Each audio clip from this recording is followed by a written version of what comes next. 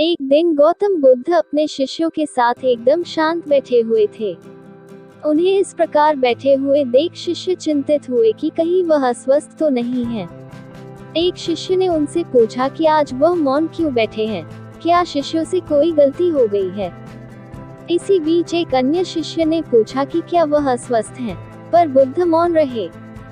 तभी कुछ दूर खड़ा व्यक्ति जोर से चिल्लाया, आज मुझे सभा में बैठने की अनुमति क्यों नहीं दी गई है।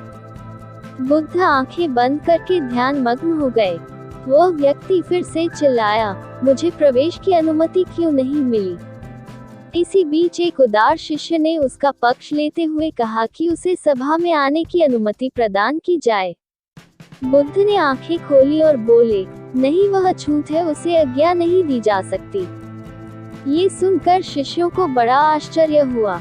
बुद्ध उनके मन का भाव समझ गए और बोले, हाँ, वह अछूत है।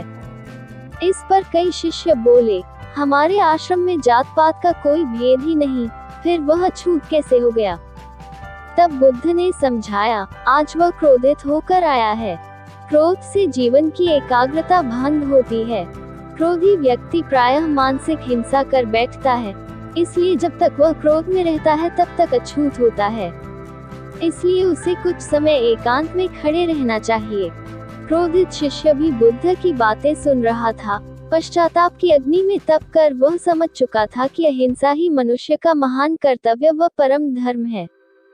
वह बुद्ध के चरणों में गिर पड़ा और कभी क्रोध न करने का प्रण लिया। शिक्षा। आशय यह है कि क्रोध के कारण व्यक्ति अनर्थ कर बैठता है और पश्चाताप उसे बाद में होता है, जिसका कोई लाभ नहीं मिलता। इसलिए हमें क्रोध नहीं करना चाहिए। असल मायने में क्रोधित व्यक्ति अछूत हो जाता है और उसे अकेला छोड़ देना चाहिए। क्रोध करने से तन, मन और धन तीनों की हानि होती है। क्रोध से ज्यादा हानिकारक कोई और वस्तु नहीं है।